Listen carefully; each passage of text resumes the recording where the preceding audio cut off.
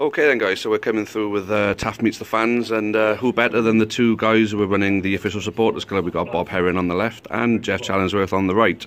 So guys, how long have you been following the county for first? I've been following the county from the early 80s when I came out of the forces, and Jeff's been a bit longer than me. Yeah, late 60s for me, 1967. 1967? Yep, 50 years this year. Bloody hell. So you've got a lot of good and maybe some bad memories as well? I've got lots and lots of bad memories, but yeah, one or two good ones. What about yourself then, Bob? Yes, plenty of good memories. I tried to forget the bad ones. Oh, of course we all do, don't we? Anything that particularly stands out from the past then? There's a particular highlight for you? I think going to Gloucester was quite a good highlight for me, because I used to drive the bus, and one of the days we were going up to Gloucester, and the club used to run a bus as well, a corporation bus. And going up the motorway, they were all leaning over to the one side saying, go on Bob, overtake it, overtake it. And the bus went up on two wheels, because everybody was on the one side, and I had to tell them all to get back to the other side of the bus. So they were obviously the days of exile then, when we were playing in Morton on the Marsh? Yes, they were. So how many people were actually going up there at that particular time then? How many? I heard there was quite a lot. Well, the average gate, I think, probably was around about 600. Yes.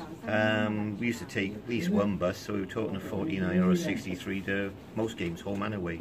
Oh, that's excellent. But that was when we had a lot more exiles, you know. That's where the Wassam of exiles come from, because people used to come from London, wasn't too far for them to come, and other people from over the bridge. We used to have quite a few things then, factions called over the bridge exiles or exiles. Right, so going on from there then, I'd imagine there's some journey to where we are now then. Oh yeah, most definitely, big journey. I mean, a lot of hard work by a lot of people, you know. People giving up their time to do things for the club. And it's still going on now, obviously. Yeah, oh, that's great. I know when David Hando first started us off on this journey, I thought to myself, you know, it's a long way, 9th level. Would have been nice to get back to the conference, and I thought that's probably be the pinnacle that we could achieve. But here we are now, 5th season back in the Football League.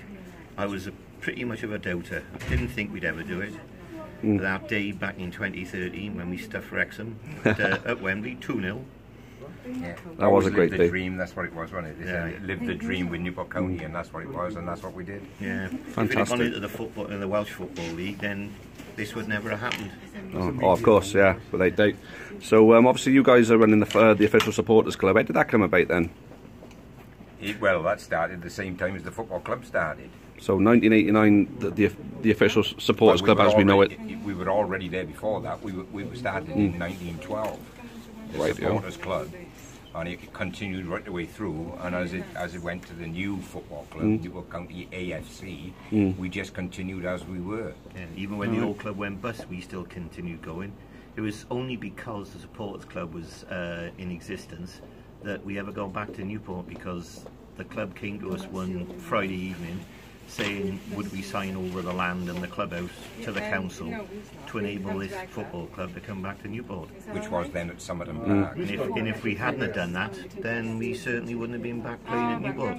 Oh, right, okay. So we ended up selling everything we had to get the club back into Newport, which not a lot of people know. Oh, well, I suppose they do now, don't they? I hope so. Hope they appreciate it. Absolutely. So, so obviously you guys go to every game. But when was the last time any of you missed one? Or when did the supporters club actually miss a game? Well, we've never missed a game. Getting a bus to any of the first team games, cup, league. We always got the friendlies as well. So we're going to be talking early 1980s. Since you last actually missed a game? We missed one game going back when the snow, and we got stuck on the motorway. We did we got halfway there. So that was an act of God, not an act of that's right, not going. Not for the winter trying. And we did have a blowout once going to Bognor Regis for an evening game, and we got stuck at the end of Heathrow Airport runway. Oh wow. Some story there then, I guess. Yeah. So you guys have obviously taken over the running of the club shop. How did that one come about then? More by luck than more by accident than good fortune. I don't know with Jeff, because Jeff was working over here in the office and that, you know, through the close season and that. And Susan and myself, my wife, just said we'd volunteer and help out when and where we can. And it ended up that we ended up running the shop. I know from my own point of view, Lisa Savage asked me when I retired if I'd had any spare time to help out in the shop one day a week. Then that sort of snowballed with Bob and Susan being asked if they could contribute to helping out one day a week. Then we started coming in on each other's day to keep each other company, and then it just snowballed from 2 days to 3 days to 4 to 5, helping out on match days. So, and I think the fan base is quite unanimous in agreeing that everything has improved since you guys have taken over. I'd imagine it's been hard work to do that, though. I wouldn't say we've taken over, but you know, we help to do our bit and help run the shop. It's all about a successful club, isn't it? And Yeah. That's the main aim for us, is to make the club work. I know the turnover in the club this year has gone up by 33%. But again, it's down to treating people when they come in with a smile. It's great being able to do a job where you can talk your hobby. Yeah. And people just don't come through the door to buy something. They come through the door to have a chat, talk about the football club, and enjoy the experience over here. Well, that's It's great. all part of the experience. So you mentioned something about a successful football club, which at the moment it looks as though we're becoming a successful football league club. Touch wood.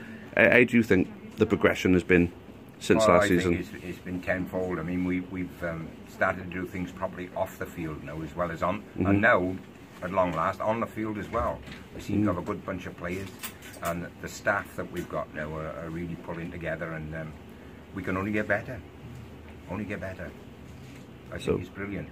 So what do you think the impact of Michael Flynn as manager has made? Well, at the moment, Flinny's on cloud nine, isn't he? He's got the players going the right direction. They all like him. Everybody likes him. He's a bit of a character, though. Could pull his finger out a bit more in my eyes. But there, yeah, he's doing a brilliant job. A bit south than Jeff. Yeah, I'll echo that. Possibly might not have been my first choice because I always like a gentleman with experience to take the helm. But he's proved the doubters wrong. He proved me wrong.